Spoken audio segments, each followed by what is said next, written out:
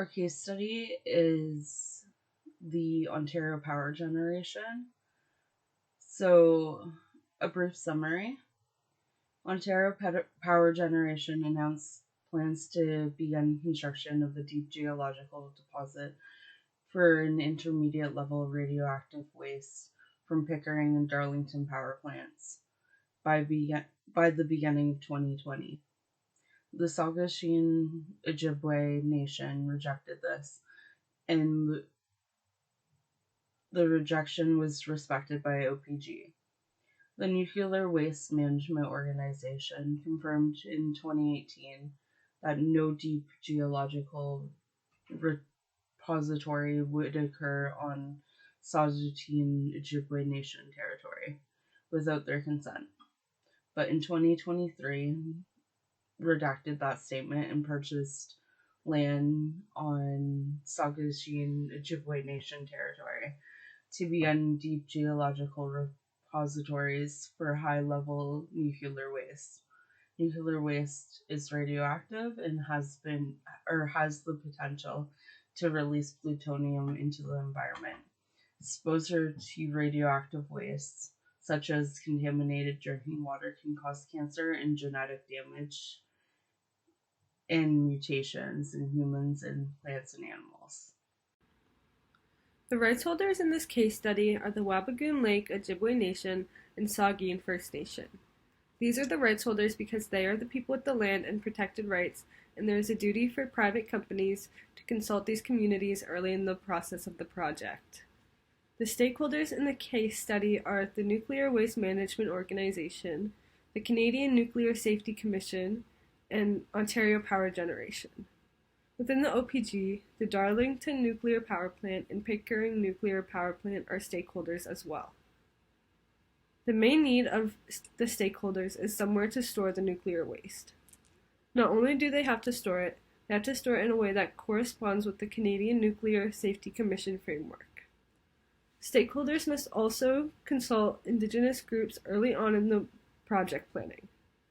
The needs of the rights holders can include clean drinking water and respect for their land.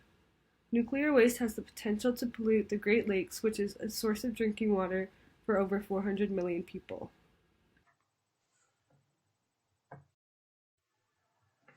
Introduction to project managers.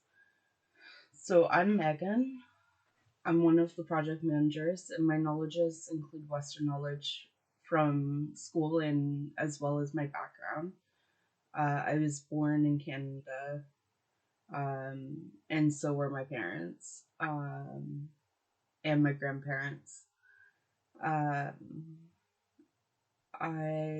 also read my knowledge from personal experience, and as well as knowledge from this course and other courses I have taken in Indigenous studies. My Western knowledge includes knowing the environmental impacts of pollutants, as well as knowing the effects of having radioactive waste on a site. I spent time 2 years ago working with Ontario Clean Water and got to do some work with the Deloro arsenic plant, which was a cleanup from my mine tailings.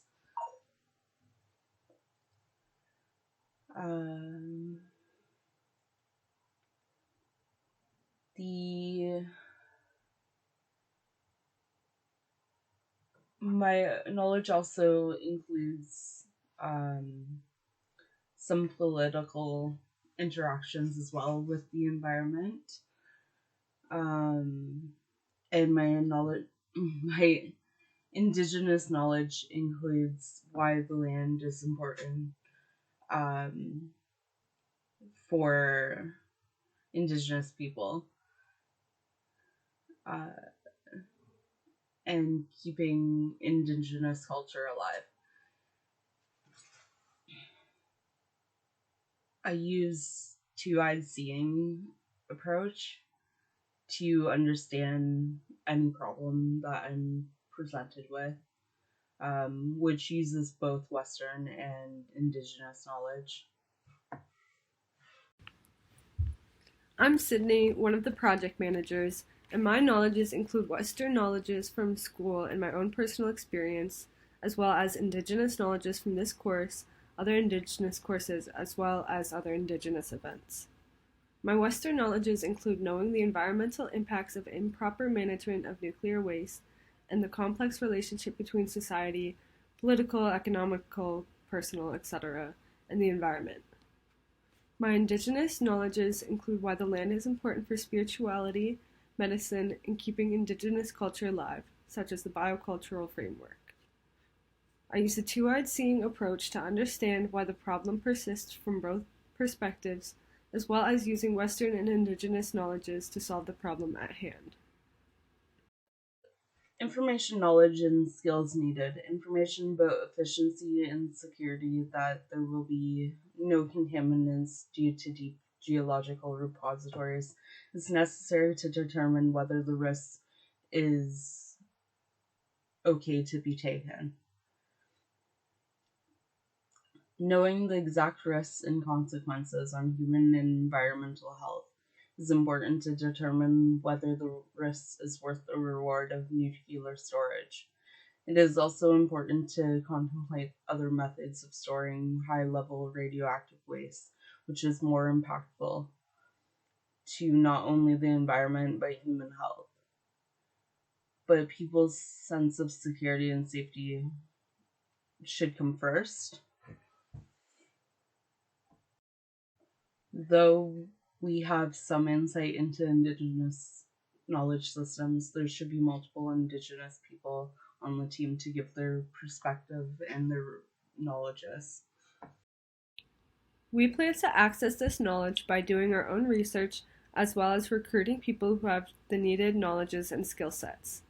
This includes people who have knowledge of deep geological repositories and the effects of improper storage of nuclear waste, such as geologists, ecologists, chemists, and people who can assess the needs of others, such as politicians and sociologists, as well as Indigenous elders and Indigenous people in the community.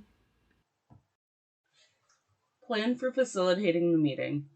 A meeting or some type of gathering is necessary to avoid any discrepancy or miscommunications between the parties.